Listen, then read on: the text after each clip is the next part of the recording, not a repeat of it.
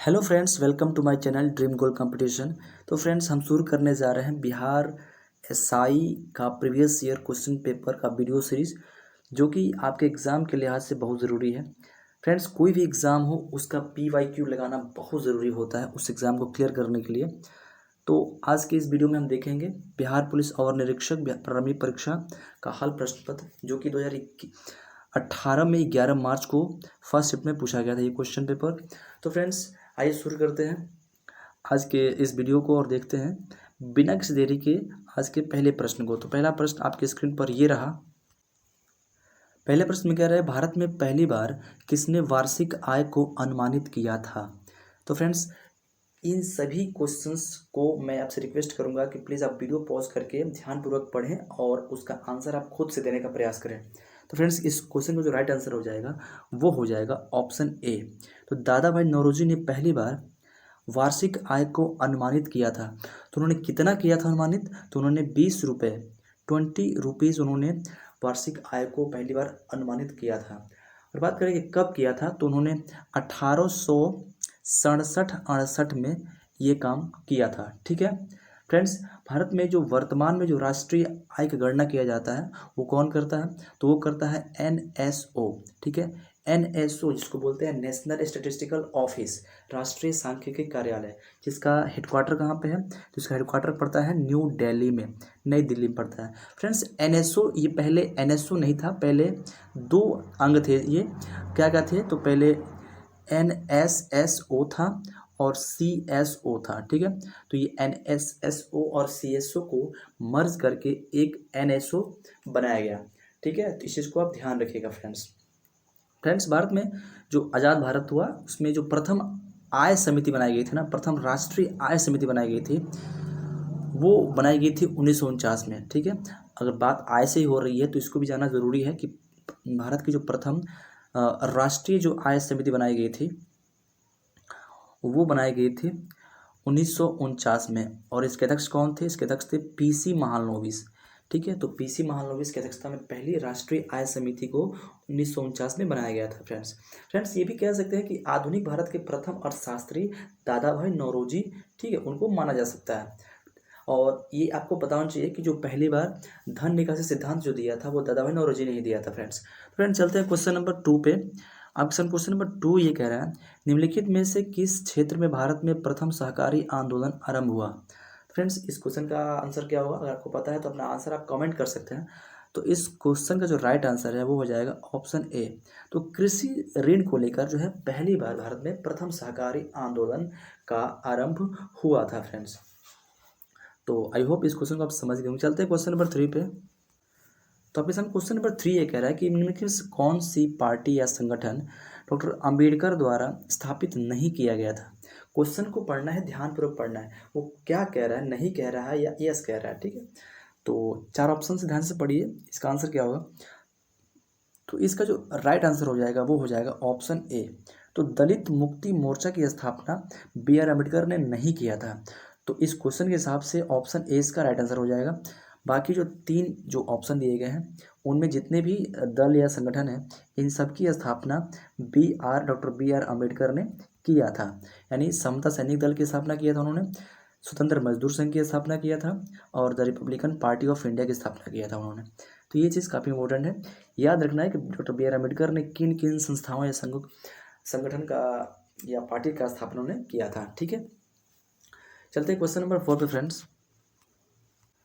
तो आपके सामने क्वेश्चन नंबर 4 कह रहा है कि भारत का प्रथम उर्वरक प्लांट, ठीक है, स्थापित किया गया था, मतलब कहाँ स्थापित किया गया था। तो ऑप्शन 4 है, ध्यान से पढ़िए, इसका आंसर क्या होगा। तो इसका जो फ्रेंड्स करेक्ट आंसर है ना वो हो जाएगा ऑप्शन बी। तो सिंदरी में किया गया था। ठीक है, सिंदरी में किया गया, ठीक ना। और ये 1951 में स्थापित किया गया था सिंदरी में। सिंदरी कहाँ पड़ता है? तो सिंदरी झारखंड राज्य में पड़ता है। फ्रेंड्स, चलते हैं क्वेश्चन नंबर 5 पे। आपके सामने क्वेश्चन नंबर 5 है स्क्रीन पर कि भारत में निम्नलिखित में से कौन सा क्षेत्र जैव विविधता का तप्त स्थल है। तप्त स्थल मतलब हॉट स्पॉट। ठीक है, हॉट स्पॉट रीजन इंडिया में इनमें से कौन है इन 4 ऑप्शन में से। तो फ्रेंड्स, ध्यान से ऑप्शन पढ़िए और इसका आंसर देने का प्रयास कीजिए, क्या इसका आंसर होगा फ्रेंड्स। तो फ्रेंड्स इस क्वेश्चन का जो राइट आंसर है वो हो जाएगा ऑप्शन बी। तो वेस्टर्न घाट, जो पश्चिमी घाट है इंडिया का, ये हॉटस्पॉट रीजन में माना जाता है, ठीक है। अच्छा, हॉटस्पॉट जो टर्म्स है, हॉटस्पॉट ये कौन दिया था, ठीक है। तो ये जो हॉटस्पॉट टर्म्स है ना, ये दिया था नॉर्मन मायर्स। कौन दिया था? नॉर्मन मायर्स, एक एक पर्यावरणविद हुए जिन्होंने ये दिया था टर्म्स हॉटस्पॉट, नॉर्मन मायर्स, ठीक है। ये काफ़ी इम्पोर्टेंट है, इसको आपको याद रखना है फ्रेंड्स। बात करें टोटल वर्ल्ड में कितने हॉटस्पॉट ऐसे तप्त स्थल हैं, तो कुल मिला के 36 हैं, ठीक है। 36 में से ऐसे जो 4 तप्त स्थल हैं ना, जो इंडिया से लगते हैं, ठीक है, जो इंडिया से लगते हैं कहीं ना कहीं, ठीक है, 4 याद रखिएगा फ्रेंड्स। फ्रेंड्स हॉटस्पॉट किसी रीजन को कैसे घोषित किया जाता है, तो इसके लिए पैमाने हैं कुछ, ठीक है। क्या पैमाना है कि बात करते हैं एक रीजन में उसको अगर हॉटस्पॉट घोषित करना है, तो पहले क्या है कि वहाँ पे जो जो प्रजातियां हैं फ्लोरा और फोनास की, फ्लोरा माने क्या होता है, जो वहाँ पे वनस्पति वगैरह हैं, और फोना मतलब होता है वहाँ के जो जीव जंतु हैं, ठीक है। तो फ्रेंड्स ऐसे घोषित करने के लिए इसके कुछ कंडीशंस हैं, जिसमें क्या देखा जाता है कि 1500 ऐसी प्रजातियां फ्लोरा फोनास की, जिसमें से क्या हो 70% ऑलरेडी क्या हो विलुप्त हो चुकी हो, और जो 30% है उन पर विलुप्ति का खतरा मंडरा रहा हो, ठीक है। तो इस तरीके से जहाँ भी देखा जाता है, पाया जाता है, उसको हॉटस्पॉट रीजन घोषित कर दिया जाता है। तो फ्रेंड्स इसके लिए फ्रेंड्स जैव विविधता के लिए जो पहला जो वो था सम्मेलन, जिसको बोलते हैं पृथ्वी सम्मेलन, वो 1992 में हुआ था, जैव विविधता को लेकर हुआ था। ये कहाँ हुआ था? तो ब्राज़ील के रियो डी जेनेरियो में हुआ था। ये इम्पोर्टेंट है, काफ़ी याद करने वाला है, ठीक है, एग्जाम में क्वेश्चन आते हैं। फ्रेंड्स अगर बात करें भारत में कितने जैव विविधता ऐसे बायोस्फीयर रिजर्व्स हैं, ठीक है, जैव मंडल नीचे कितने हैं, तो भारत में कुल मिला के 8 बायोस्फीयर रिजर्व्स हैं, ठीक है। और इन 8 नहीं 18, इन 18 में से बात करें तो 13 ऐसे बायोस्फीयर रिजर्व हैं जो यूनेस्को के, ठीक है, यूनेस्को के मैन, ठीक है, man and biosphere reserve programme में शामिल है, ठीक है। तो ये चीज़ काफ़ी इंपॉर्टेंट है, आपको याद रखना है। चलते हैं क्वेश्चन नंबर 6 पे। तो फ्रेंड्स आपके सामने क्वेश्चन नंबर 6 कह रहा है कि हवा से परागण को क्या कहते हैं, ठीक है। हवा से परागण को क्या कहते हैं, यानी जो परागण, जो पोलिनेशन हवा के द्वारा होता है, उसको क्या बोलते हैं। तो इस क्वेश्चन का आंसर ऑप्शन में ही है, तो जाएगा इसका answer, correct answer option C. इसको बोलते हैं वायु परागण। क्या बोलते हैं? वायु परागण इस चीज़ को बोलते हैं, या इसको इंग्लिश में कहते हैं, उसको बोलते हैं एनिमोफिली। क्या बोलते हैं? एनिमोफिली कहते हैं, ठीक है। चलते हैं फ्रेंड्स क्वेश्चन नंबर 7 पे। आपके सामने क्वेश्चन नंबर 7 कह रहा है कि 2011 की जनगणना के अनुसार भारत में निम्नलिखित में से किस राज्य में लिंगानुपात सर्वाधिक रहा है। तो फ्रेंड्स अगर बात करें लिंगानुपात का, तो सर्वाधिक लिंगानुपात रहा है केरल में, ठीक है। 1084 पुरुष पर 1084 महिलाएं पर 1000 पुरुष, ठीक है। तो सबसे अधिक जो रहा है लिंगानुपात, वो रहा है केरला का, 1084 महिलाएं पर 1000 पुरुष, ठीक है फ्रेंड्स। अगर बात करें तो इस चारों ऑप्शन में केरल नहीं दिख रहा है, तो इसमें तमिलनाडु है, गोवा है, सिक्किम, कर्नाटक है। तो फ्रेंड्स हमको वो लिस्ट पता होनी चाहिए कि सबसे टॉप पे कौन है, उसके बाद कौन है, उसके बाद कौन। तो सबसे टॉप पे कौन है? सबसे टॉप पे आता है केरल, ठीक है, केरल आता है। फिर उसके बाद आता है तमिलनाडु, ठीक है। फिर उसके बाद आता है, मतलब राज्यों की बात करें तो केरल, तमिलनाडु, फिर गोवा आता है, फिर त्रिपुरा वगैरह आता है, ठीक है। तो इसमें तमिलनाडु दिया हुआ है, तो ऑप्शन के हिसाब से आंसर क्या हो जाएगा सर्वाधिक लिंगानुपात वाला? तो हो जाएगा तमिलनाडु। तो आंसर हमारा इस क्वेश्चन का, according to this question, option इसका हो जाएगा आंसर ऑप्शन बी, ठीक है।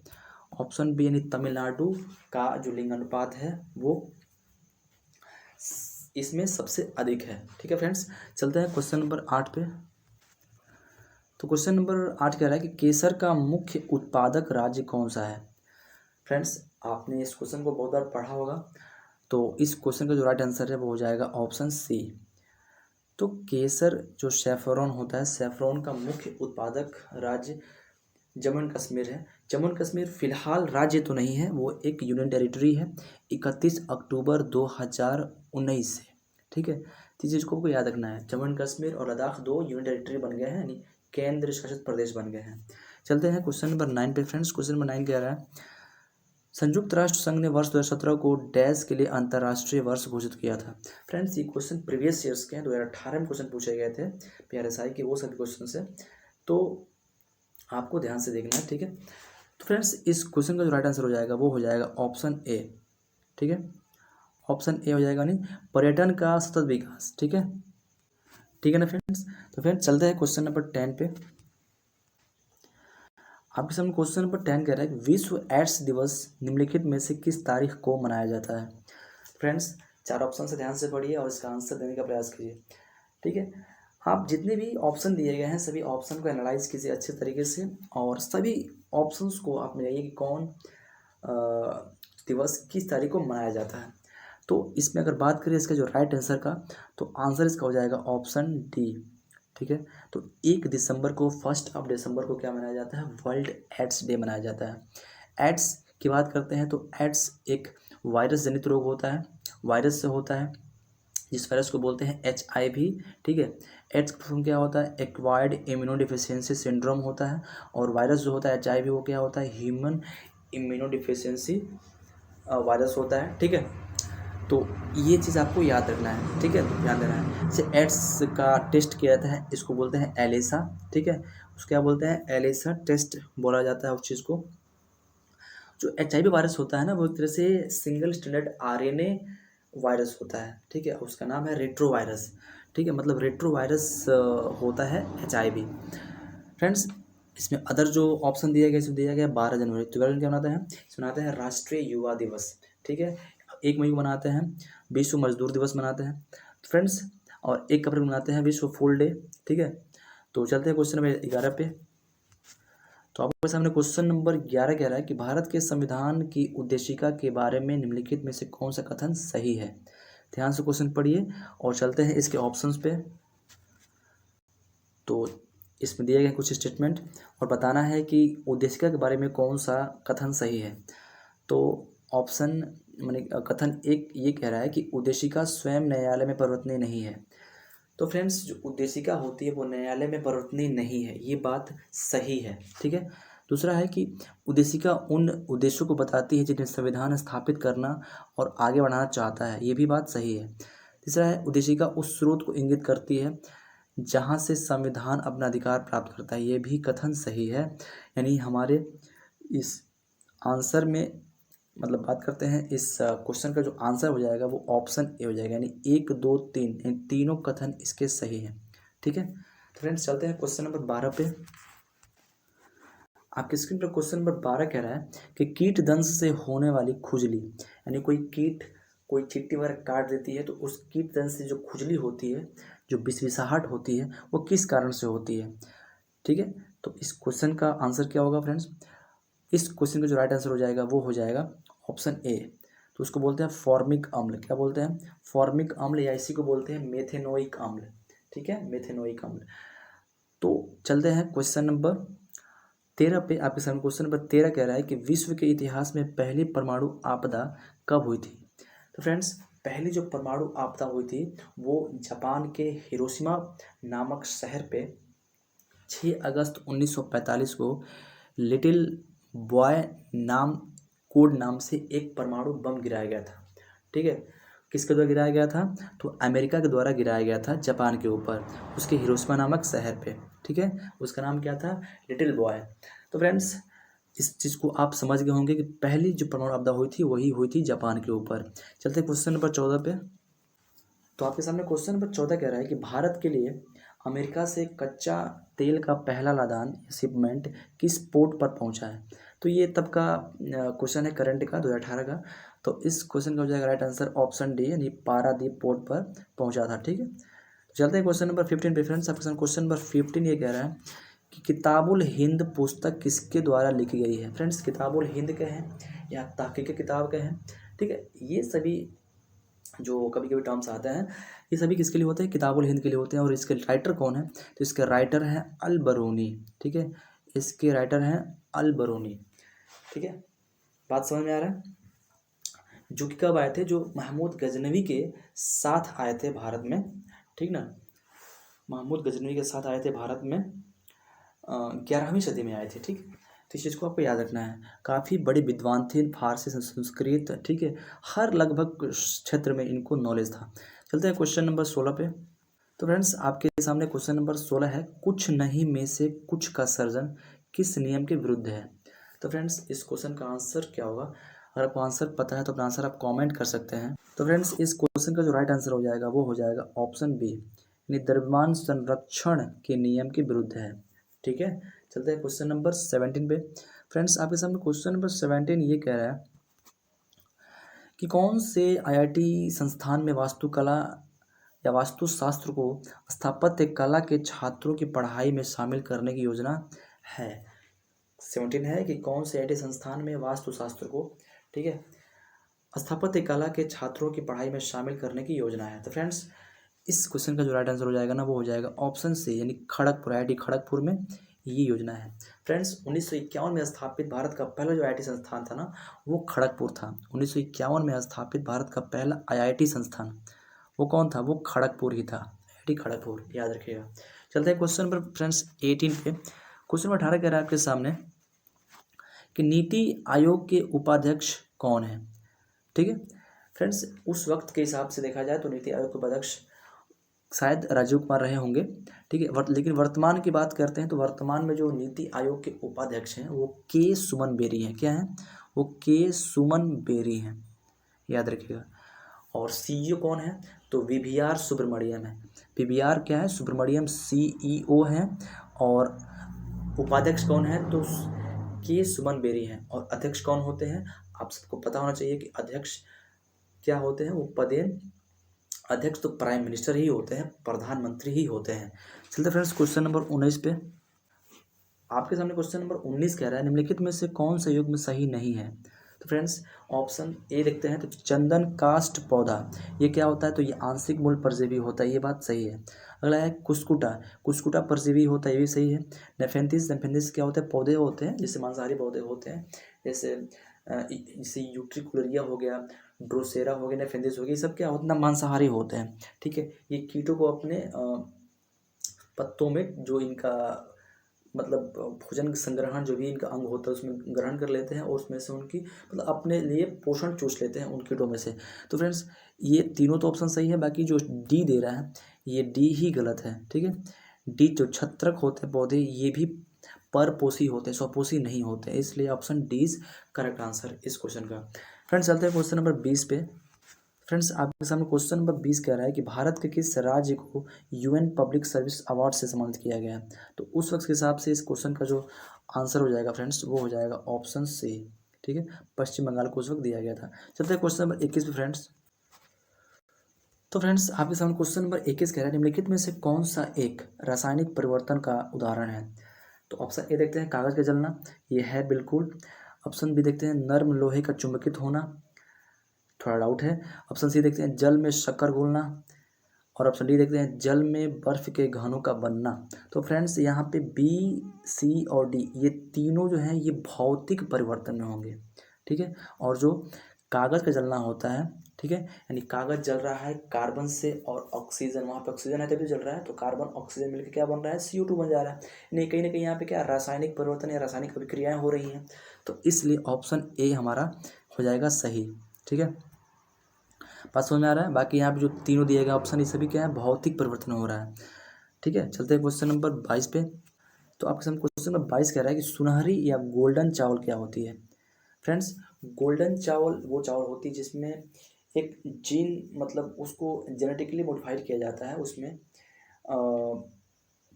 जीन डाला जाता है, ठीक है, ताकि वो क्या है कि उससे विटामिन ए की पूर्ति हो। विटामिन ए की पूर्ति के लिए गोल्डन राइस को प्रोड्यूस किया जाता है, ठीक है। तो देखिए इस क्वेश्चन का आंसर क्या होगा।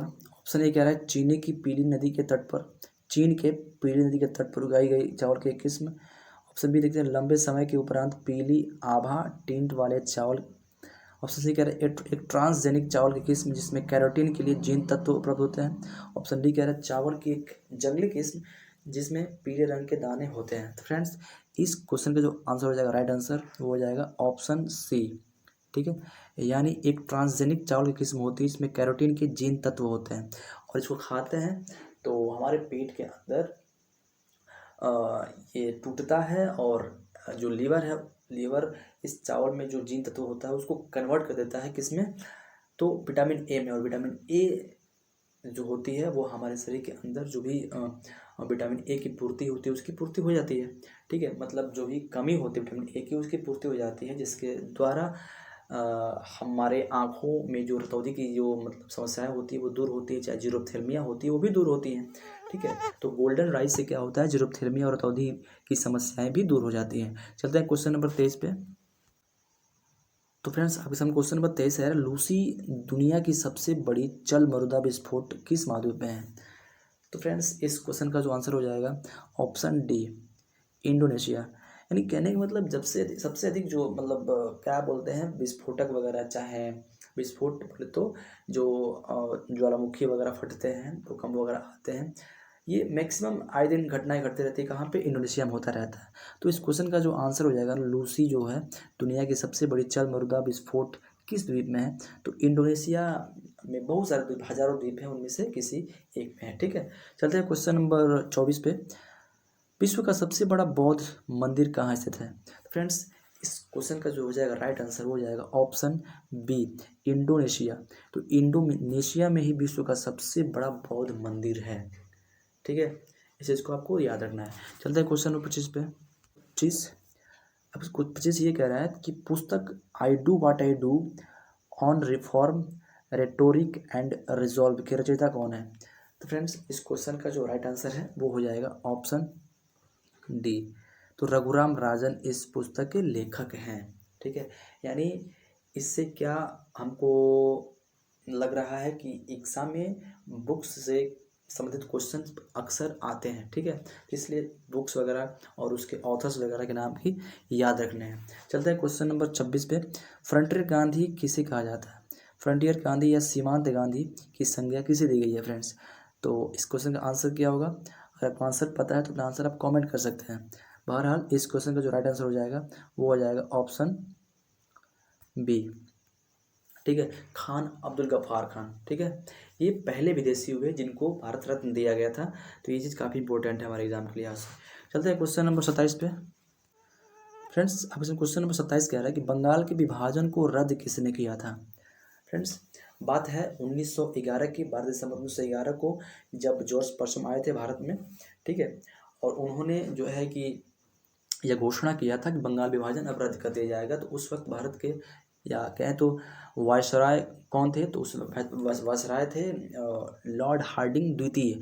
तो हार्डिंग द्वितीय के द्वारा ये सभी चीज़ को मतलब एग्जीक्यूट किया गया था भारत में, और बंगाल विभाजन को रद्द किया गया था। ठीक है, और उसी दौरान ये भी घोषणा हुई थी कि जो भारत की राजधानी है कलकत्ता से कहाँ जाएगी, दिल्ली जाएगी।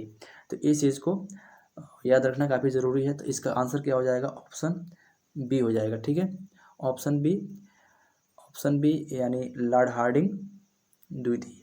ठीक है, चलते हैं फ्रेंड्स क्वेश्चन नंबर, अच्छा बंगाल विभाजन को लागू किसने किया था, तो लागू किया था लॉर्ड कर्जन ने। ये भी चीज़ आपको पता होना चाहिए। चलते हैं क्वेश्चन नंबर 28 पे। फ्रेंड्स क्वेश्चन 28 कह रहा है कि किसी तत्व के समस्थानिक से तात्पर्य क्या है। यानी समस्थानिक किसे कहते हैं, किस तत्व का समस्थानिक क्या होता है। तो इस क्वेश्चन का आंसर बताइए क्या होगा। इस क्वेश्चन का जो आंसर हो जाएगा ना फ्रेंड्स वो हो जाएगा ऑप्शन ए। तो उस तत्व के, यानी ऑप्शन ए में कह रहा है उस तत्व के वे परमाणु जिनकी द्रव्यमान संख्या अलग अलग होती है। फ्रेंड्स उस तत्व के वे परमाणु जिनकी द्रव्यमान संख्या अलग अलग होती है उनको समस्थानिक कहते हैं। ठीक है, जिनमें द्रव्यमान संख्या अलग अलग हो और द्रव्यमान संख्या अलग अलग हो और परमाणु संख्या समान होती है उसको समस्थानिक बोलते हैं। अगर द्रव्यमान संख्या सेम हो और परमाणु संख्या अलग अलग हो तो उस चीज़ को बोलते हैं समभारिक। तो इस चीज़ को याद रखना है। ठीक है, चलते हैं क्वेश्चन नंबर 29 पे। क्वेश्चन नंबर 29 कह रहा है कि भारतीय रॉकेट से छोड़े गए विश्व के सबसे छोटे अंतरिक्ष यान का नाम क्या है। तो फ्रेंड्स इसका जो राइट आंसर हो जाएगा वो हो जाएगा ऑप्शन सी, स्प्राइट्स। सबसे छोटे जो अंतरिक्ष यान का नाम है वो स्प्राइट्स है। चलते हैं क्वेश्चन नंबर 30 पे। कह रहा है सुमेलित करना है आश्रम, ठीक है, और आयु। मैंने कौन सा आश्रम, वैसे तो वस्तुतः आश्रम होते हैं 4 प्रकार के, ब्रह्मचर्य, गृहस्थ, वानप्रस्थ और संन्यास। तो उन सब का एक एज टाइम होता है कि कौन कितने एज में होता है। जैसे ब्रह्मचर्य होता है वो जन्म से लेकर 25 साल तक के लिए होता है, और जो गृहस्थ होता है वो 25 से लेकर 50 साल तक के लिए होता है। वानप्रस्थ जो होता है वो 50 से 75 तक होता है, और जो संन्यास होता है वो 75 से लेकर 100 वर्ष तक के लिए होता है। तो लाइन से सही है, यानी 1 2 3 4 लाइन से इसका आंसर हो जाएगा। ठीक है, चलते हैं क्वेश्चन नंबर 31 पे। तो फ्रेंड्स इस क्वेश्चन नंबर जो 31 में कह रहा है, बहुत ही महत्वपूर्ण क्वेश्चन है, एग्जाम में काफ़ी आता है ये क्वेश्चन। क्वेश्चन कह रहा है कि सर्वोच्च न्यायालय ने निजता के अधिकार को संविधान के किस मूलभूत अधिकार के अधीन रखा हुआ है। तो जो निजता, राइट टू प्राइवेसी है, इस अधिकार को किस अधिकार के अधीन रखा गया है। फ्रेंड्स इस क्वेश्चन का जो आंसर हो जाएगा, राइट आंसर वो हो जाएगा ऑप्शन डी, अनुच्छेद 21 के अंतर्गत रखा गया। ठीक है, निजता के अधिकार को, राइट टू प्राइवेसी को अनुच्छेद 21 के अंतर्गत रखा गया है। अनुच्छेद 21 ये आता है स्वाधीनता के अधिकार के अंतर्गत। यहाँ बात करते हैं अनुच्छेद 14 की। 14 में क्या आता है, ये समानता के अधिकार में आता है। अनुच्छेद 14 ये कहता है विधि के समक्ष समानता और विधि के समान संरक्षण की बात करता है। अनुच्छेद 19 ये आता है स्वाधीनता या स्वतंत्रता के अधिकार के अंतर्गत आता है, और 19 में ये है वाक और, ठीक है, जो भी स्पीच एंड एक्सप्रेशंस का जो अधिकार है, ठीक है, वाक एवं अभिव्यक्ति की जो आज़ादी है वो आता है अनुच्छेद 19 में। ठीक है, और उसके बाद से 20 भी इसी स्वतंत्रता के अधिकार के अंतर्गत ही आता है। फ्रेंड्स चलते हैं क्वेश्चन नंबर 32 पे। क्वेश्चन नंबर 32 कह रहा है कि सत्रिया किस राज्य का शास्त्रीय नृत्य है। फ्रेंड्स शास्त्रीय नृत्य की संख्या वर्तमान में 9 है। ठीक है, तो उसमें बताना है कि सत्रिया जो है वह किस राज्य का शास्त्रीय नृत्य है। फ्रेंड्स इस क्वेश्चन का जो हो जाएगा राइट आंसर हो जाएगा ऑप्शन सी। तो असम का जो हो जाएगा शास्त्रीय नृत्य वो क्या हो जाएगा, सत्रिया हो जाएगा। मणिपुर का क्या होता है फ्रेंड्स, मणिपुर का भी शास्त्रीय नृत्य है वो हो जाएगा मणिपुरी।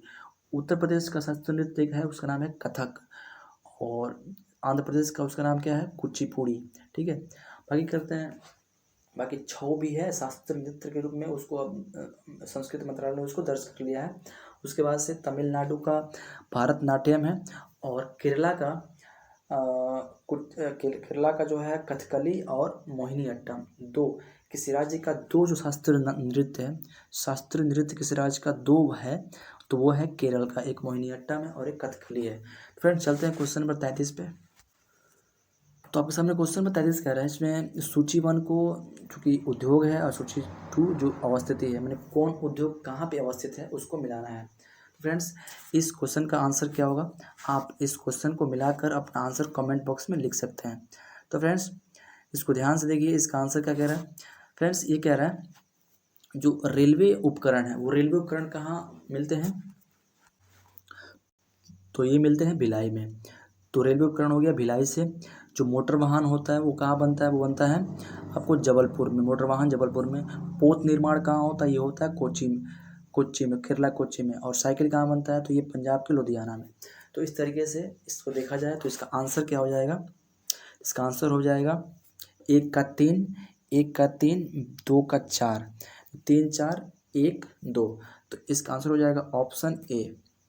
ठीक है, ऑप्शन ए, यानी 3 4 1 2 इस करेक्ट आंसर। फ्रेंड्स चलते हैं क्वेश्चन नंबर 34 पे। तो आपके सामने क्वेश्चन नंबर 34 कह रहा है कि भारत में रैयतवाड़ी व्यवस्था का प्रारंभ किसके द्वारा किया गया। तो फ्रेंड्स इस क्वेश्चन का बहुत ही महत्वपूर्ण मतलब इसका आंसर बताइए क्या होगा। इसका आंसर हो जाएगा ऑप्शन बी।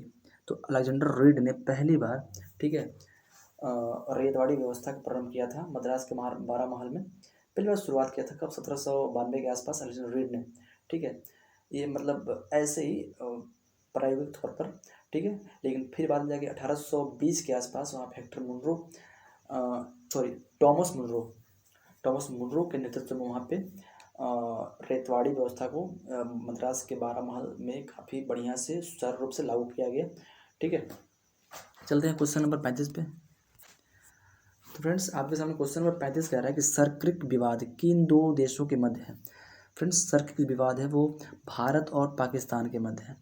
भारत और पाकिस्तान के मध्य जो गुजरात का रीजन है वहाँ से बॉर्डर लगता है, पाकिस्तान से शेयर होता है। ठीक है, वो सरक्रिक उसी में है, जो कचकरण है ना वो सरक्रिक वहीं पे है। ठीक है, तो ये भारत पाकिस्तान के बीच क्या है, विवाद है। चलते हैं क्वेश्चन नंबर फ्रेंड्स 36 पे। कह रहा है मानव रक्त का पीएच कितना होता है फ्रेंड्स। फ्रेंड्स मानव रक्त का पीएच होता है ना, वो होता है अप्रॉक्स, ठीक है, 7.4 से 8, 7.4 से लगभग 8, यहाँ 7.5 दिया है बट ये भी सही है। ठीक है, वैसे तो 7.4 ही होता है, अक्सर किताबों में देखा गया है। इसमें ऑप्शन के हिसाब से option C is correct answer. चलते हैं क्वेश्चन नंबर 37 पे। तो आपके सामने क्वेश्चन में सतीश कह रहा है कि तेज क्या है। तो फ्रेंड्स तेज जो है ना एक डिजिटल पेमेंट ऐप है, डिजिटल पेमेंट ऐप है। इसको तत्काल उस वक्त जो है गूगल पे ने शुरू किया था तेज को, तो ये एक डिजिटल पेमेंट ऐप है। फिर चलते हैं क्वेश्चन नंबर 38 पे। तो आपके सामने क्वेश्चन नंबर 38 कह रहा है कि संस्थाएं और संघ बनाने का अधिकार किस प्रकार का अधिकार है। फ्रेंड्स संस्थाएं और संघ बनाने का अधिकार अनुच्छेद 19 के अंतर्गत आता है। ठीक है, संस्थाएं और संघ बनाने का अधिकार जो है ना वो अनुच्छेद जो है 19 के अंतर्गत आता है। और ये ठीक है, ये केवल और केवल भारतीय नागरिकों, केवल और केवल नागरिकों के लिए सुनिश्चित स्वतंत्रता का अधिकार है। ठीक है, ये विदेशियों के लिए नहीं है, सिर्फ भारतीयों के लिए। और बात करें भारतीयों के लिए कौन कौन मौलिक अधिकार मिले हुए हैं, सिर्फ भारतीयों के लिए, भारतीय नागरिकों के लिए तो 15, ठीक है, तो 15, 16, 19, 29 और 30, ये 5 प्रकार के जो अधिकार है ना वो सिर्फ भारतीय नागरिकों को ही प्राप्त है। ठीक है, तो इसमें जो आंसर हो जाएगा वो हो जाएगा ऑप्शन बी, यानी केवल नागरिकों के लिए सुनिश्चित स्वतंत्रता का अधिकार है, संस्थाएं और संघ बनाने का अधिकार। ठीक है, समझ गए बात को, ये विदेशियों को प्राप्त नहीं है, ये बात समझ लीजिए। फिर चलते हैं क्वेश्चन नंबर 39 पे। तो आपके सामने क्वेश्चन नंबर 39 कह रहा है कि धारणी विकास की संकल्पना किससे संबंधित है। तो फ्रेंड्स इस क्वेश्चन का जो आंसर हो जाएगा, राइट आंसर वो हो जाएगा ऑप्शन बी, निक्षेपणीय स्रोत से संबंधित है धारणी विकास की संकल्पना। चलते हैं क्वेश्चन नंबर 40 पे। तो फ्रेंड्स आपके सामने क्वेश्चन नंबर 40 कह रहा है कि नांगल, नांगल जो है वो किसके लिए जाना जाता है। फ्रेंड्स जो नांगल है ना वो जाना जाता है, उसको नांगल को जाना जाता है उर्वरक के लिए, फर्टिलाइजर्स के लिए। ठीक है, यहाँ पे फर्टिलाइजर्स है, यहाँ पे फर्टिलाइजर बनाया जाता है नांगल में। ठीक है, तो ये चीज़ इंपॉर्टेंट है। फ्रेंड्स चलते हैं क्वेश्चन नंबर 41 पे। आपके सामने क्वेश्चन नंबर 41 है, निम्नलिखित में से कौन सा गैसीय वायु प्रदूषण नहीं है, यानी गैसीय वायु प्रदूषण नहीं है। तो इस क्वेश्चन का आंसर क्या है बताइए फ्रेंड्स। तो जो यहाँ पे दे रहा है ना ऑप्शन डी में धुआं, जो धुआं है वो गैसीय वायु प्रदूषण नहीं है। बाकी जितने भी हैं सल्फर के ऑक्साइड, नाइट्रोजन के ऑक्साइड, हाइड्रोकार्बन, ये सभी क्या है, सिर्फ गैसीय वायु प्रदूषण है। जबकि यहाँ पे कह रहा है कि गैसीय वायु प्रदूषण नहीं है। ठीक है, तो यहाँ पे हो जाएगा धुआं। ठीक है, धुआं इज करेक्ट आंसर। चलते हैं क्वेश्चन नंबर 42 पे। तो आपके सामने क्वेश्चन नंबर 42 कह रहा है कि निम्नलिखित में से किन्हें ऊर्जा संग्रहण के लिए प्रयोग किया जा सकता है। तो इसको ध्यान से पढ़िए, इसका आंसर क्या होगा। तो फ्रेंड्स इस क्वेश्चन का आंसर हो जाएगा, बताइए क्या होगा। इसका आंसर हो जाएगा ऑप्शन ए। ठीक है, यानी केवल 4। ठीक है, ऊर्जा संग्रहण के लिए प्रयोग किया जा सकता है केवल 4, यानी संधारित्र को, संधारित्र को यानी कैपेसिटर को हम यूज कर सकते हैं। फ्रेंड्स चलते हैं क्वेश्चन नंबर 43 पे। तो फ्रेंड्स आपके सामने क्वेश्चन नंबर 43 कह रहा है, निम्नलिखित वक्तव्यों पर विचार कर सही उत्तर का चयन कीजिए। कथन, कथन कह रहा है हिमालय से निकलने वाली नदियां बारहमासी नदियां हैं। कथन, कथन हो गया। और तर्क सुनिए, तर्क कह रहा है कि हिमालयी नदियों का उद्गम स्रोत हिमानियों से होता है, यानी जो ग्लेशियर्स हैं उनसे होता है। तो क्या सही है, मतलब जो भी हिमालय से नदियाँ निकलती हैं उनका जो उद्गम होता है वो अक्सर ग्लेशियर से होता है। हाँ ये बात सही है, कथन का जो तर्क मिल रहा है ये तर्क सही है। तो इसलिए ऑप्शन ए जो है ना वो करेक्ट है, यानी ए और आर दोनों सही हैं और आर जो है वो ए की पुष्टि करता है। फ्रेंड्स चलते हैं क्वेश्चन नंबर 44 पे। तो फ्रेंड्स आपके सामने क्वेश्चन नंबर 44 कह रहा है कि महात्मा गांधी राष्ट्रीय उद्यान कहाँ अवस्थित है। फ्रेंड्स जो महात्मा गांधी जो राष्ट्रीय उद्यान है ना वो है पोर्ट ब्लेयर में। कहाँ पे है, पोर्ट ब्लेयर में है। वर्तमान में पोर्ट ब्लेयर का नाम बदलकर श्री विजयपुरम कर दिया गया है। क्या कर दिया गया है, श्री विजयपुरम कर दिया गया है फ्रेंड्स। बात समझ रहे हैं? यहीं पे क्या है, सिल्वर जेल है पोर्ट ब्लेयर में। चलते हैं क्वेश्चन नंबर 45 पे। 45 कह रहा है कि यूनेस्को का डायरेक्टर जनरल कौन है? तो फिर इसका जो आंसर हो जाएगा वो हो जाएगा option D, Andre azole. Andre azole क्या है? यूनेस्को के डायरेक्टर जनरल है। यूनेस्को एक संस्था है, ठीक है, काफ़ी वर्ल्ड लेवल पे, जो कि साइंटिफिक एंड एजुकेशनल रिसर्च के लिए काम करती है, ठीक है, कल्चरल एजुकेशनल रिसर्च के लिए काम करती है। इसका मुख्यालय जो है वो पड़ता है, यूनेस्को मुख्यालय पड़ता है पेरिस में। मुख्यालय का यूनेस्को का पेरिस में पड़ता है। और इसके जो डायरेक्टर जनरल है वो कौन है? वो आंद्रे अजोल है। इसकी स्थापना हुआ था 16 नवंबर 1945 को, 16 नवंबर 1945 को स्थापना हुआ था, ठीक है, जिसको याद रखिए। फ्रेंड्स चलते हैं क्वेश्चन नंबर 46 पे। तो फ्रेंड्स इस क्वेश्चन का जो फ्रेंड्स चलते हैं क्वेश्चन नंबर 46 पे। तो क्वेश्चन है कि पौधे मिट्टी में घुले नाइट्रेट को अवशोषित करते हैं तथा उन्हें परिवर्तित कर देते हैं। तो आंसर इसका क्या हो जाएगा? इसका जैसे पौधे जो है मिट्टी में घुले हुए नाइट्रोट को से इनहेल करते हैं, अवशोषित करते हैं तथा उन्हें परिवर्तित कर देते हैं किसमें? तो आंसर हो जाएगा प्रोटीन में। प्रोटीन में बदल देते हैं, जिससे उनकी जो है मतलब शारीरिक वृद्धि होती है उनकी, ठीक है। चलते हैं फिर क्वेश्चन नंबर 47 पे। तो फ्रेंड्स आपसे हम क्वेश्चन नंबर 47 कह रहा है कि निम्नलिखित में से कौन सा मोबाइल ऐप केंद्रीय सड़क विकास मंत्रालय द्वारा सड़कों के रखरखाव हेतु बनाया गया है? तो फ्रेंड्स इस क्वेश्चन का आंसर क्या होगा? इस क्वेश्चन का आंसर आपको पता है तो अपना आंसर आप कमेंट कर सकते हैं।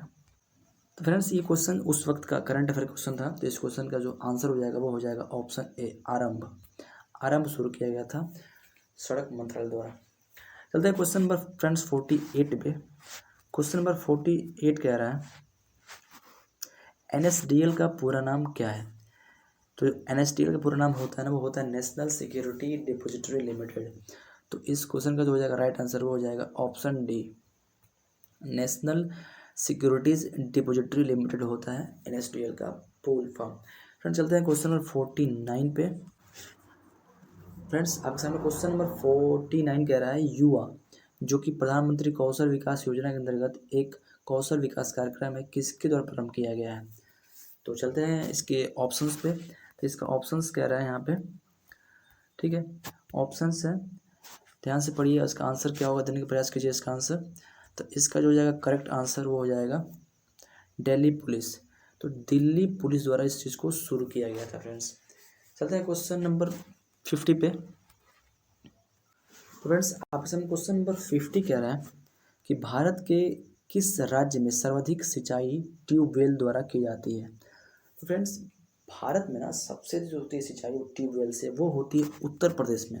कहाँ होती है? इस क्वेश्चन का जो उत्तर हो जाएगा वो हो जाएगा ऑप्शन सी, उत्तर प्रदेश में सबसे अधिक जो है सिंचाई होती है वो ट्यूबवेल से होती है। बात समझ में आ रहा है? चलते हैं क्वेश्चन नंबर हम 51 पे। क्वेश्चन नंबर 51 कह रहा है कि कौन सा विटामिन रक्त का थक्का बनाने के लिए आवश्यक है?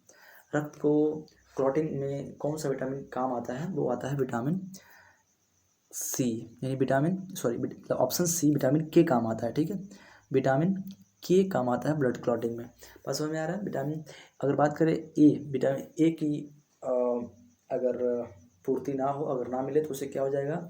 निक्टोलोपिया या इसको बोलते हैं रतौंधी और जीरोथेल्मिया नामक रोग हो जाएगा। विटामिन डी से क्या होता है? बच्चों में रिकेट्स होता है और बड़ों में ऑस्ट्रोमलेशिया हो जाती है। और विटामिन सी की कमी से क्या होता है? तो स्कर्वी रोग हो जाता है, ठीक है। फ्रेंड्स चलते हैं क्वेश्चन नंबर 52 पे। आपके सामने क्वेश्चन नंबर 52 ये कह रहा है निम्नलिखित में से किस सिख गुरु ने गुरुमुखी लिपि की शुरुआत की थी? तो फ्रेंड्स इस क्वेश्चन का जो राइट आंसर है वो हो जाएगा गुरु अंगद देव। गुरु अंगद देव ने गुरुमुखी लिपि की शुरुआत की थी फ्रेंड्स। गुरु ग्रंथ साहिब की जो रचना शुरुआत किसने करी थी? तो ये गुरु अर्जुन देव ने की थी गुरु ग्रंथ साहिब की रचना की शुरुआत, ठीक है। और गुरु नानक देव जाहिर सी बात है कि सिख धर्म की उन्होंने स्थापना करी थी, ठीक है। और गुरु गोविंद सिंह ने तो भाई पाहुल प्रणाली, पांच करार, ठीक है। और उसके बाद से इन्होंने खालसा पंथ की स्थापना भी किया था गुरु गोविंद सिंह ने, ठीक है। तो ये चीज़ काफ़ी इंपोर्टेंट है। क्वेश्चन क्या कह रहा था? गुरुमुखी लिपि की शुरुआत तो किया था गुरु अंगद देव ने। चलते फ्रेंड्स क्वेश्चन नंबर 53 पे। तो आपके सामने क्वेश्चन नंबर 53 कह रहा है निम्नलिखित में से कौन सा संविधान संशोधन राष्ट्रपति को किसी भी मामले को पुनर्विचार के लिए मंत्रिमंडल को भेजने की शक्ति प्रदान करता है। तो किसी भी मामले को पुनर्विचार के लिए मंत्रिमंडल को भेजने की शक्ति राष्ट्रपति को जो देता है उस संविधान संशोधन, वो है 44वां संविधान संशोधन 1978। ठीक है, इसे आपको ध्यान देना है, याद रखना है। चलते हैं क्वेश्चन नंबर 54 पे। आपके साथ क्वेश्चन नंबर 54 कह रहा है कि ओजोन छेद से क्या तात्पर्य है। फ्रेंड्स, ऑप्शन को ध्यान से पढ़िए, इसका आंसर क्या होगा देने का प्रयास कीजिए। तो ओजोन छेद से तात्पर्य है क्या कि समताप मंडल में ओजोन परत की मोटाई कम हो जाना, ये इसका मतलब हो जाएगा। ठीक है फ्रेंड्स, चलते हैं क्वेश्चन नंबर 55 पे। क्वेश्चन 55 कह रहा है कि ब्लू चिप क्या है। ब्लू चिप फ्रेंड्स क्या होते हैं, ये इसका एक इकोनॉमिकल संदर्भ होता है, मतलब आर्थिक रूप से क्या होती है, काफ़ी मजबूत जो कंपनियां होती हैं उनको ब्लू चिप कहते हैं। तो यहाँ पे कह रहा है कि ब्लू चिप क्या है, तो यहाँ पे कह रहा है ऑप्शन बी में देखिए ध्यान से, ब्लू चिप कंपनी आर्थिक रूप से काफ़ी मजबूत होती है, तो हो जाएगा इसका आंसर ऑप्शन बी। ठीक है, उसको ब्लू चिप कंपनी बोलते हैं। फिर चलते हैं क्वेश्चन नंबर 56 पे। क्वेश्चन नंबर 56 कह रहा है आपके सामने फ्रेंड्स, कह रहे India after Gandhi the history of the world's largest democracy नामक पुस्तक लेखक कौन है फ्रेंड्स। तो India after Gandhi the history of the world's largest democracy नामक पुस्तक के जो लेखक है ना, वो हो जाएंगे रामचंद्र गुहा। कौन है, तो रामचंद्र गुहा है, याद रखिएगा। फ्रेंड्स, चलते हैं क्वेश्चन नंबर 57 पे। आपके सामने क्वेश्चन नंबर 57 ये कह रहा है कि सकल घरेलू उत्पाद या जीडीपी ग्रोस डोमेस्टिक प्रोडक्ट को किसके सभी मूल्य के रूप में परिभाषित किया गया है। फ्रेंड्स, इस क्वेश्चन का जो आंसर हो जाएगा ना, हो जाएगा किसी अर्थव्यवस्था में एक वर्ष में उत्पादित अंतिम वस्तुएं और सेवाएं। ठीक है, तो ऑप्शन ए, ऑप्शन जो ए है वो हो जाएगा किसी अर्थव्यवस्था में एक वर्ष में उत्पादित अंतिम वस्तुएं और सेवाएं। ठीक है, और भी ऑप्शन देखते हैं, तो कह रहा है किसी अर्थव्यवस्था में एक वर्ष में उत्पादित वस्तुएं और सेवाएं। यहाँ पे अंतिम नहीं कह रहा है, हमें अंतिम देखना बहुत ज़रूरी है ना। किसी अर्थव्यवस्था में एक वर्ष में उत्पादित अंतिम वस्तुएं और सेवाएं क्या होती है, इनका अंतिम वस्तुएं और सेवाएं यानी इनका अंतिम जो मौद्रिक मूल्य होता है जीडीपी कहलाता है। चलते हैं क्वेश्चन नंबर 58 पे। आपके सामने क्वेश्चन नंबर 58 कह रहा है फ्रेंड्स कि ब्रह्मपुत्र नदी अपने स्रोत से लेकर डेल्टा तक गुजरती है, कहाँ कहाँ से जाती है। ठीक है, तो पहले जो ब्रह्मपुत्र नदी होती है वो तिब्बत से निकलती है, तिब्बत के छेमा युंगडुम हिमनद से निकलती है, और तिब्बत चूँकि चाइना का ही पार्ट है वर्तमान में, तो तिब्बत, ठीक है, और चीन और म्यांमार तो हुआ नहीं, तो यहाँ पे म्यांमार में जाती नहीं है इसलिए आंसर नहीं होगा। भूटान नेपाल, भूटान में जाती नहीं इसलिए आंसर नहीं होगा। चीन भारत बांग्लादेश, हाँ चीन यानी तिब्बत से निकलती है, भारत में आती है, असम वगैरह में पहले आती है, अरुणाचल में, फिर असम में आती है, फिर वहाँ से क्या निकल जाती है बांग्लादेश में। ठीक है, जहाँ पे इसको जमुना कहा जाता है। फ्रेंड्स, ब्रह्मपुत्र नदी जो है रैंप घाटी में, रैंप वैली में बहती है। भारत की सबसे चौड़ी नदी है, क्या है, सबसे चौड़ी नदी है ब्रह्मपुत्र नदी। जब ये तिब्बत में होती है, ठीक है, तो इसको बोला जाता है यारलुंग जंगपो। ठीक है, जब ये इंडिया में प्रवेश करती है, ठीक है, तो इसको बोलते हैं अरुणाचल प्रदेश में देहांग सिहांग बोलते हैं। ठीक है, और उसको जब ये असम में आती है तो इसको ब्रह्मपुत्र कहते हैं, और जब ये जाती है बांग्लादेश में तो इसको जमुना कहा जाता है। ठीक है, तो आई होप इस चीज़ को आप समझ गए होंगे। फ्रेंड्स, चलते हैं क्वेश्चन नंबर 59 पे। तो आपके सामने क्वेश्चन नंबर 59 ये कह रहा है कि फुटबॉल में ध्यानचंद पुरस्कार 17 से किसको सम्मानित किया गया था फ्रेंड्स। तो इसका आंसर क्या हो जाएगा फ्रेंड्स, इस क्वेश्चन का जो हो जाएगा राइट आंसर वो हो जाएगा ऑप्शन ए। तो सैयद शाहिद हकीम को दिया गया था 17 का ध्यानचंद पुरस्कार। ये उस वक्त का करंट अफेयर क्वेश्चन है। चलते हैं क्वेश्चन नंबर 60 पे। तो क्वेश्चन नंबर 60 कह रहा है आपके सामने कि निम्नलिखित पर विचार करें। विचार क्या करना है, देखना है कि पहला नसरुद्दीन शाह कह रहा है, दूसरा गिरीश कर्नाड, तीसरा डॉली थैकोर, चौथा कह रहा है मकरंद देशपांडे। बताना है कि इनमें से कौन लोग थिएटर से जुड़े हुए हैं, मतलब फिल्मी दुनिया से जुड़े हुए हैं। तो इसका जो हो जाएगा आंसर हो जाएगा ऑप्शन डी, ये सभी लोग फिल्मी दुनिया से, थिएटर से जुड़े हुए हैं। फ्रेंड्स, चलते हैं क्वेश्चन नंबर 61 पे। Question number 61 friends, question number 61 कह रहा है कि बाघ आरक्षित क्षेत्र और राज्य ये कौन सा कहाँ पे है। तो इंद्रावती है भाई फ्रेंड्स, वो है आपको छत्तीसगढ़ में। ठीक है, पेरियार है वो केरल में पड़ता है, सिमलीपाल पड़ता है उड़ीसा में, और बांदीपुर पड़ता है कर्नाटक में। तो इस क्वेश्चन का आंसर क्या होगा फ्रेंड्स? 1 का हो जाएगा 4, बी का हो जाएगा 3। तो 4 3 कहाँ पे है? 4 3 हमको एक ही ऑप्शन मिल रहा है, ठीक है, एक ही ऑप्शन में 4 3 मिल रहा है। ध्यान से देखिए, वो है ऑप्शन सी, 4 3 2 1। तो इस चीज़ का हो जाएगा आंसर ऑप्शन सी। चलते हैं क्वेश्चन नंबर 62 पे। तो आपके सामने क्वेश्चन नंबर 62 ये कह रहा है कि निम्नलिखित में से कौन से प्रार्थना समाज की मांग नहीं थी? तो ऑप्शन एस पढ़िए। बहरहाल इस क्वेश्चन का जो हो जाएगा राइट आंसर वो हो जाएगा ऑप्शन डी, यानी अस्पृश्यता की समाप्ति, यानी छुआछूत की समाप्ति इसकी मांग नहीं थी प्रार्थना समाज की, बाकी सब ऊपर की मांग थी। यानी स्त्री शिक्षा डिमांड था, विधवा पुनर्विवाह डिमांड था, लड़के और लड़कियों की विवाह आयु में वृद्धि करना ये भी डिमांड था। लेकिन समाज में जो छुआछूत व्याप्त था, जो अछूत के साथ नहीं रहना, ठीक है, नीची कास्ट के लोगों के साथ नहीं रहना, उठक बैठक नहीं करना, ये चीज़ जो थी अस्पृश्यता, इसकी समाप्ति इसकी मांग नहीं थी प्रार्थना समाज की। बात समझ में आ रहा है? प्रार्थना समाज, ठीक है, ये चीज़ आपको पता होना चाहिए। इसकी स्थापना कब हुआ था? तो इसकी स्थापना जो हुआ था फ्रेंड्स प्रार्थना समाज का, वो हुआ था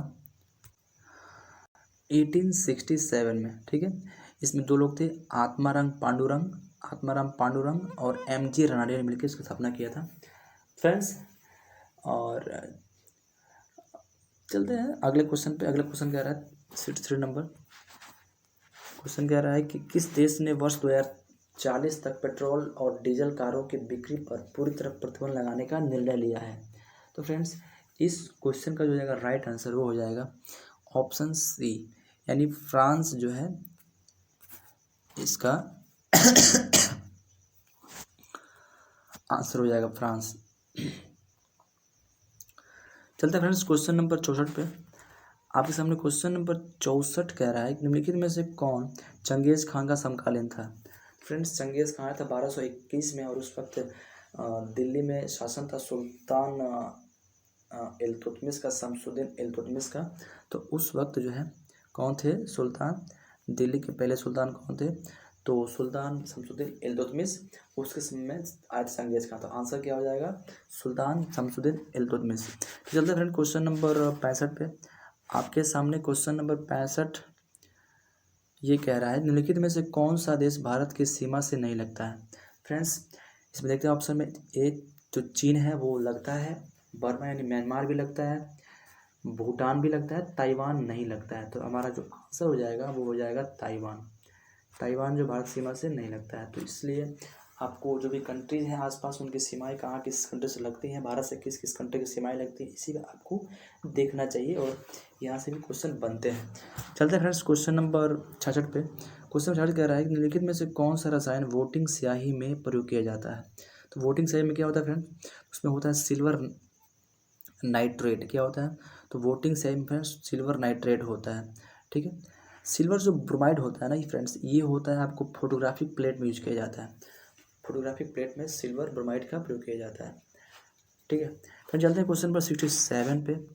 क्वेश्चन 67 कह रहा है कि भूमध्य रेखा निम्नलिखित में से किस देश से होकर गुजरती है? मतलब जो इक्वेटर लाइन है, जो इक्वेटर विषुवतीय रेखा है, वो किस देश से होकर नहीं गुजरता है? तो आपको पता होना चाहिए कि कौन कौन देशों से गुजरता है विषुवतीय रेखा। तो आपको ये पता होना चाहिए फ्रेंड्स, जो विषुवतीय रेखा है ना, वो कुल मिलाकर 13 कंट्री के ऊपर से गुजरता है, ठीक है। तो आइए देखते हैं कि इसका आंसर क्या होगा। तो इसका आंसर क्या होगा देखते हैं, ध्यान से देखिए फ्रेंड्स। जो इक्वेटर लाइन है वो कहाँ से नहीं गुजरता है? तो फ्रेंड्स देखिए ध्यान से, केन्या से गुजरता है, इंडोनेशिया से गुजरता है, ब्राज़ील से गुजरता है, लेकिन मैक्सिको से नहीं गुजरता है इक्वेटर लाइन। मैक्सिको से गुजरता है कर्क, ठीक है, ट्रॉपिक ऑफ कैंसर जो है लाइन वो गुजरता है मैक्सिको से। इक्वेटर लाइन मैक्सिको से नहीं गुजरता है, बाकी ब्राज़ील से, इंडोनेशिया से, केन्या से गुजरता है। तो हमारा आंसर क्या हो जाएगा? ऑप्शन ए, ठीक है। चलते हैं क्वेश्चन नंबर 68 पे। क्वेश्चन नंबर 68 यानी कर रहा है 68, निम्नलिखित में से यूनेस्को की intangible cultural heritage in humanity from India में क्या शामिल नहीं है? तो फ्रेंड्स इनमें से संकीर्तन शामिल है, योगा भी शामिल है, रमन भी शामिल है, लेकिन जो बिहू है ये यूनेस्को के इंटेंजिबल हेरिटेज साइट में शामिल नहीं है बिहू। ठीक है, अभी हाल ही में कुछ दिन पहले ये जो गुजरात का जो गरबा नृत्य है इसको भी शामिल किया गया था। तो ये भी इम्पोर्टेंट है, ये करंट का न्यूज़ बन सकता है फ्रेंड्स, काफ़ी इंपॉर्टेंट है। बिहू शामिल नहीं है, इसको ध्यान दीजिएगा। चलते फ्रेंड अगले क्वेश्चन पे। क्वेश्चन नंबर 69 कह रहा है कि ग्लोबल हंगर इंडेक्स निम्नलिखित में से किसके द्वारा प्रकाशित किया जाता है। फ्रेंड्स इस क्वेश्चन का जो हो जाएगा राइट आंसर ना वो हो जाएगा option B, international food policy research institute द्वारा इसको जारी किया जाता है ना। चलते हैं क्वेश्चन नंबर 17 पे। क्वेश्चन नंबर 70 आपके सामने है और ये कह रहा है कि वह दूसरी भारतीय महिला कौन है जिन्होंने मार्स मिशन पर नासा के साथ उड़ान भरी। फ्रेंड्स इस क्वेश्चन का जो है राइट आंसर वो आ जाएगा ऑप्शन सी। ये उस वक्त का 18 का करंट क्वेश्चन था। ठीक है, जिन्होंने मार्स मिशन पर नासा के साथ उड़ान भरी थी वो कौन थी दूसरी महिला, वो जसलीन कौर जोशन थी। बात करते हैं तो भारत की पहली महिला जिन्होंने अंतरिक्ष में अपना कदम रखा या अंतरिक्ष में गई वो थी कल्पना चावला। और जो दूसरी महिला थी भारत की जो भारतीय मूल की एक्चुअली वो अंतरिक्ष में गई वो कौन थी, सुनीता विलियम्स। ठीक है, जो अभी काफ़ी चर्चा में थी सुनीता विलियम्स, जो अभी हाल ही में अंतरिक्ष से होकर दोबारा ज़मीन पर आई है। वो 9 महीने के बाद आई है। ठीक है, इंटरनेशनल स्पेस स्टेशन से, तो ये काफ़ी चर्चा में भी है। चलते हैं क्वेश्चन नंबर 71 पे। तो फ्रेंड्स आपके सामने क्वेश्चन नंबर 71 कह रहा है किसी वस्तु की कीमत में वृद्धि से क्या अभिप्राय है। फ्रेंड्स किसी वस्तु की कीमत में अगर वृद्धि होता है तो इससे अभिप्राय हमको ये मिलता है कि मुद्रा के मूल्य में गिरावट और वस्तु के मूल्य में वृद्धि। मुद्रा के मूल्य में गिरावट होता है तब भी वस्तु महंगी होती है और वस्तु का मूल्य में वृद्धि होता है तो भाई हमको महंगा तो वो लगता ही है। तो इसका हो जाएगा आंसर ऑप्शन डी। तो फ्रेंड्स चलते हैं क्वेश्चन नंबर 72 पे। आपके सामने क्वेश्चन नंबर 72 ये कह रहा है कि राष्ट्रपति रामनाथ कोविंद भारत के डैश राष्ट्रपति बने। फ्रेंड्स भारत के वो 14वें राष्ट्रपति थे। राष्ट्रपति जो रामनाथ कोविंद जो पूर्व राष्ट्रपति थे वो भारत के 14वें राष्ट्रपति थे। ठीक है, वर्तमान में 15वें राष्ट्रपति कौन है, तो भारत की प्रथम दलित महिला राष्ट्रपति श्रीमती द्रौपदी मुर्मू जी भारत की 15वीं राष्ट्रपति। चलिए क्वेश्चन नंबर 73 पे। आपके सामने क्वेश्चन नंबर कह रहा है 73, इसमें कुछ संवैधानिक प्रावधान है और स्रोत हैं उसको अब मैच कर मिलाना है।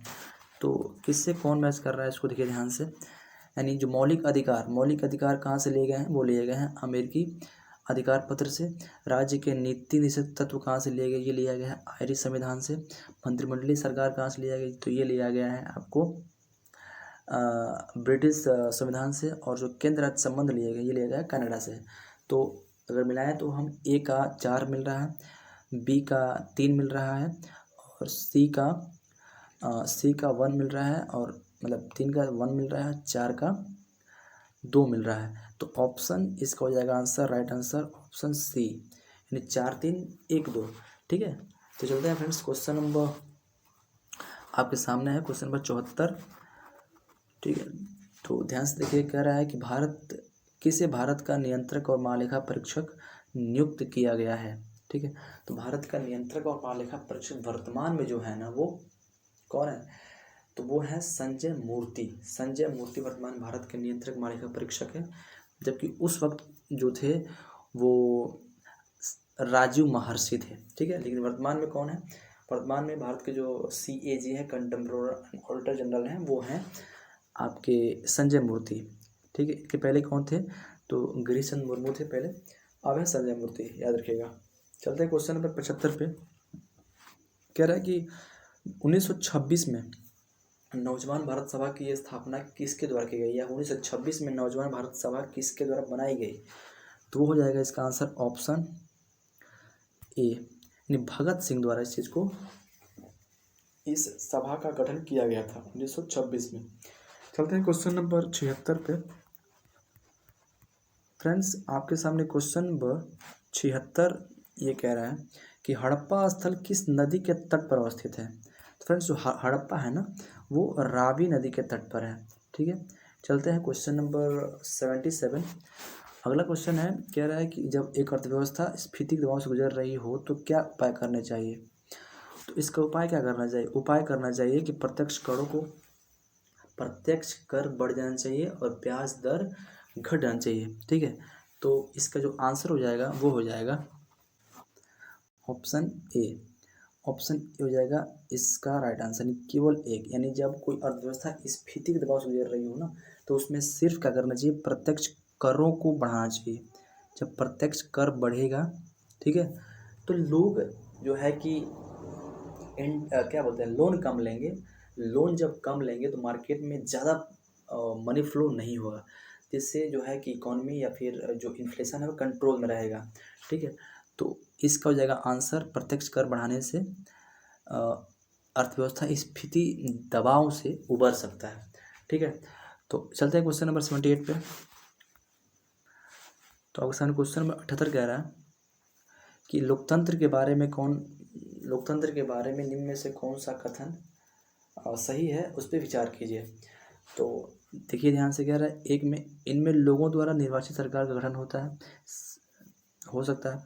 दो, कह रहा है कि लोकतंत्र में वर्तमान में सत्ताधीन लोगों के होने की संभावना अधिक होती है। तीसरा है कि प्रत्येक मत का मूल्य एक होता है, प्रत्येक मत का मूल्य एक होता है। एक बात सही है फ्रेंड्स, इस हिसाब से जो तीनों स्टेटमेंट सही हैं, तो इसका हो जाएगा आंसर ऑप्शन बी। 1 2 3 तीनों ही सही है, तीनों क्या है, सही है। ठीक ना, चलते हैं क्वेश्चन नंबर 79 पे। तो आपके सामने क्वेश्चन नंबर 79 कह रहा है कि गौतम बुद्ध के संवादों की भाषा क्या थी। फ्रेंड्स, गौतम बुद्ध थे वो जहाँ जा रहे थे वहाँ की स्थानीय लोकल लैंग्वेज में अपना भी उपदेश संवाद दे रहे थे, यानी पाली थी, पाली में ही संवाद दे रहे थे वो पाली में क्या थी, उनकी सामाजिक भाषा क्या थी, पाली थी। अगर ठीक ना, बात समझ आ रहा है। चलते हैं क्वेश्चन नंबर 80 पे। क्वेश्चन नंबर 80 कह रहा है कि संयुक्त राष्ट्र संघ दिवस कब मनाया जाता है। फ्रेंड्स, संयुक्त राष्ट्र दिवस मनाता है 24 अक्टूबर को, क्योंकि 24 अक्टूबर 1945 को ही संयुक्त राष्ट्र संघ की स्थापना हुई थी। ठीक है, इसलिए संयुक्त राष्ट्र संघ दिवस मनाते हैं 24 अक्टूबर को। ठीक है, 24 अक्टूबर 1945 को स्थापना हुई थी इसकी, यूएनओ की। चलते फ्रेंड्स क्वेश्चन नंबर 81 पे। क्वेश्चन नंबर 81 ये कह रहा है कि निम्नलिखित में से किस राज्य ने ऑपरेशन दुर्गा नामक एक नया कार्यक्रम महिला सुरक्षा के लिए आरंभ किया है। तो ये उस वक्त ये आरंभ किया था ऑपरेशन दुर्गा, हरियाणा सरकार ने। ठीक है, तो आंसर क्या हो जाएगा, इसका हो जाएगा ऑप्शन बी। चलते हैं क्वेश्चन नंबर 82 पे। आपके सामने क्वेश्चन नंबर 82 ये कह रहा है निम्नलिखित में से कौन अंतर्राज्यीय परिषद का गठन करता है। फ्रेंड्स, अंतर्राज्यीय जो परिषद होता है उसका गठन आर्टिकल 263 से की जाती है, और 263 के तहत जो अंतर्राज्यीय परिषद होता है इसका गठन करता है भारत का राष्ट्रपति करता है। और अंतर्राज्यीय जो परिषद होता है इसका जो अध्यक्ष होता है, फिर उसका जो हेड होता है वो होता है प्रधानमंत्री। ठीक है, चलते हैं क्वेश्चन नंबर 83 पे। आपके सामने क्वेश्चन नंबर 83 ये कह रहा है निम्नलिखित में से किस शहर में बांग्लादेश द्वारा नया कूटनीतिक केंद्र डिप्लोमेटिक सेंटर स्टेशन खोला जाएगा। तो फ्रेंड्स, ये खोला जाएगा चेन्नई में। कहाँ खोला जाएगा फ्रेंड्स, तो ये खोला जाएगा आपको चेन्नई में। ठीक है, तो इसका आंसर क्या हो जाएगा, ऑप्शन ए, चेन्नई। चलते हैं फ्रेंड्स क्वेश्चन नंबर 84 पे। क्वेश्चन नंबर 84 आपके सामने है, कह रहा है कि मूल्य हस्तांतरण मूल्य का संबंध में से किससे है। फ्रेंड्स, हस्तांतरण मूल्य का संबंध जो है ना वो होता है ऑप्शन सी, कर व लेखांकन से होता है। क्या होता है, हस्तांतरण मूल्य का संबंध है कर व लेखांकन से। चलते फ्रेंड्स क्वेश्चन नंबर 85 पे। क्वेश्चन नंबर 85 ये कह रहा है कि निम्नलिखित में से कौन सी मुद्राएं स्पेशल ड्राइंग राइट SDR की पेटिका में आती हैं। फ्रेंड्स, IMF में जो SDR होता है, स्पेशल ड्राइंग राइट, ठीक है, ये तरह से इसको अंतर्राष्ट्रीय मुद्रा कह सकते हैं। ठीक है, तो वो इसमें क्या होता है, US डॉलर भी आता है, जापानी येन भी आता है, चाइनीज़ रेनमिन भी आती है, पाउंड भी आता है, यूरो भी आता है, तो सभी आते हैं। तो आंसर क्या हो जाएगा इसमें, आंसर इनमें से डी, सभी हो जाएगा। चलते हैं क्वेश्चन नंबर 86 पे। क्वेश्चन नंबर 86 कह रहा है आपके सामने निम्नलिखित में से कौन सी आग्नेय चट्टान नहीं है, कौन सी आग्नेय चट्टान नहीं है। तो ऑप्शन आपके सामने ध्यान से पढ़िए और इसका आंसर देने। फ्रेंड्स जो शेल इसमें दिया गया, शेल जो होता है वो आग्नेय चट्टान नहीं है, ये एक अवसादी चट्टान होता है शेल। ठीक है फ्रेंड्स, तो इस चीज़ को याद रखना। बाकी यहाँ पे जितने भी ऑप्शन में है, स्कोरिया, पेरिडोटाइट, ग्रेनाइट, सब क्या है, ये सभी आग्नेय चट्टान है। चलते हैं क्वेश्चन नंबर 87 पे। क्वेश्चन 87 आपके सामने कह रहा है कि सिंधु स्थल और स्थान के बारे में बताना है कि कौन कहाँ से संबंध रखता है। तो लोथल कहाँ पड़ता है फ्रेंड्स, ये पड़ता है आपको गुजरात में। रोपड़ पड़ता है पंजाब में, रखीगढ़ी पड़ता है हरियाणा में, और कालीबंगा पड़ता है आपको राजस्थान में। अगर मिलाए तो कैसे मिलेगा, तो लोथल 1 का 4 मिलेगा, बी का आपको 3 मिलेगा, और सी का आपको 2 मिलेगा। तो 4 3 2 हमको ऑप्शन दिख रहा है बी में 4 3 2 1। तो option B is right answer of this question. तो 4 3 2 1 इसका हो जाएगा आंसर। चलते फ्रेंड्स क्वेश्चन नंबर 88 पे। क्वेश्चन नंबर 88 कह रहा है कि NAFTA, नाफ्टा की बात हो रहा है। ठीक है,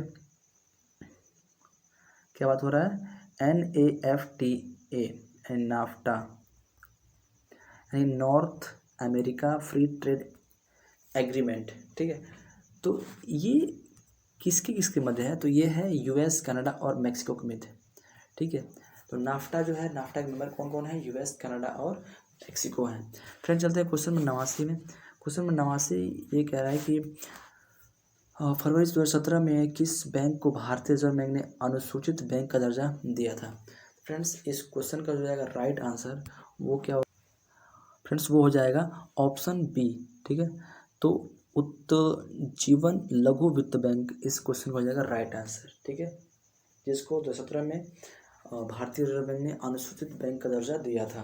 फिर चलते हैं क्वेश्चन नंबर 90 पे। क्वेश्चन नंबर 90 आपके सामने है। क्वेश्चन नंबर 90 ये कह रहा है, ध्यान से देखिए क्वेश्चन को। 90 कह रहा है कि महिला क्रिकेट ICC विश्व कप 17 किसने जीता। तो महिला क्रिकेट ICC जो विश्व कप है ये जीता किसने था, तो ये जीता था फ्रेंड्स इंग्लैंड ने। किसने जीता था, तो ये इंग्लैंड ने जीता था फ्रेंड्स 17 में। चलते हैं क्वेश्चन नंबर 91 पे। आपके सामने क्वेश्चन नंबर 91 कह रहा है कि भारत के राष्ट्रीय कैलेंडर का पहला माह कौन सा है। तो राष्ट्रीय कैलेंडर भारत का पहला माह उसका कौन सा है, तो इसका जो पहला माह है ना वो शुरू कहाँ से होता है, वो शुरू होता है चैत्र से। चैत्र, बैसाख, ज्येष्ठ, आषाढ़। तो पहला माह जो है वो चैत्र से शुरू होता है।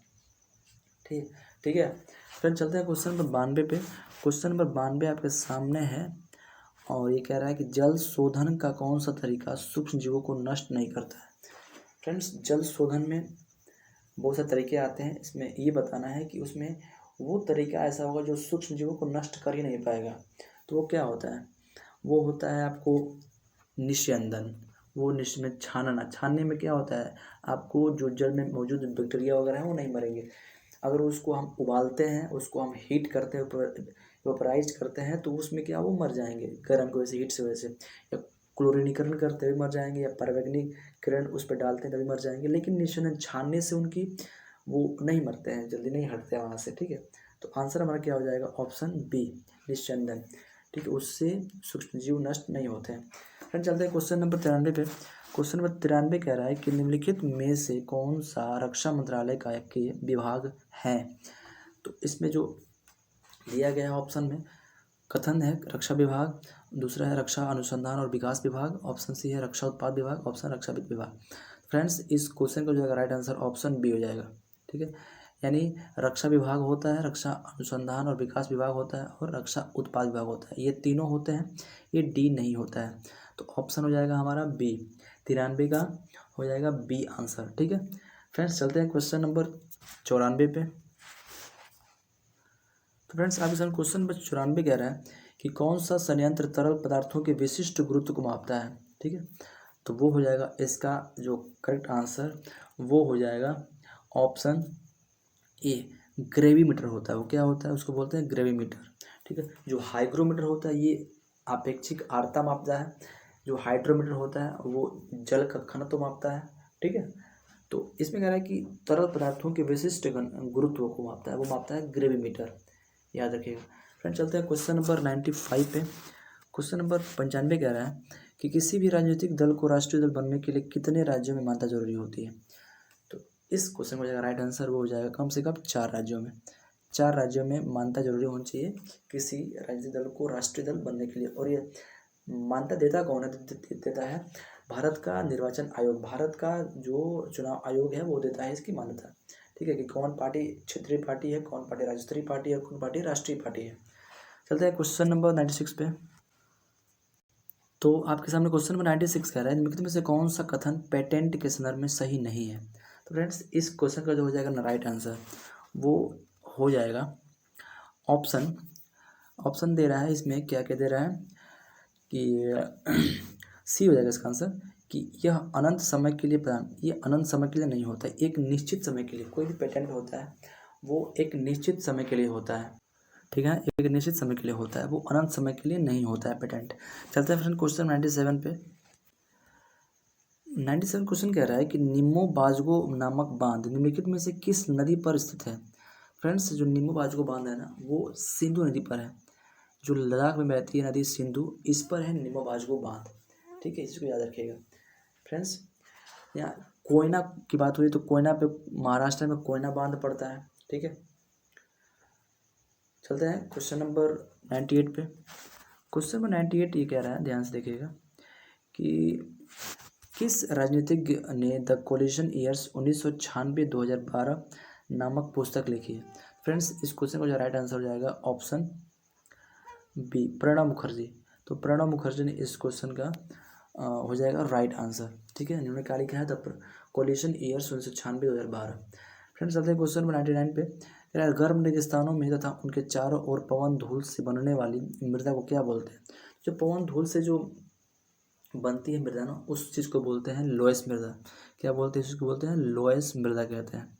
ठीक है, समझ में आ गया। चलता है क्वेश्चन नंबर 100 पे, और ये इस वीडियो का अंतिम क्वेश्चन है। क्वेश्चन ये कह रहा है कि निम्नलिखित में से कौन सा कथन सही है। तो कथन एक कह रहा है कि 326 ईसा पूर्व सिकंदर ने भारत पर आक्रमण किया था। 326 ईसा पूर्व सिकंदर ने भारत पर आक्रमण किया था, ये बात सही है। उसका कह रहा है कि आम भी है, तक्षशिला का राजा ने सिकंदर और उसके सेना को स्वागत किया, ये भी बात सही है।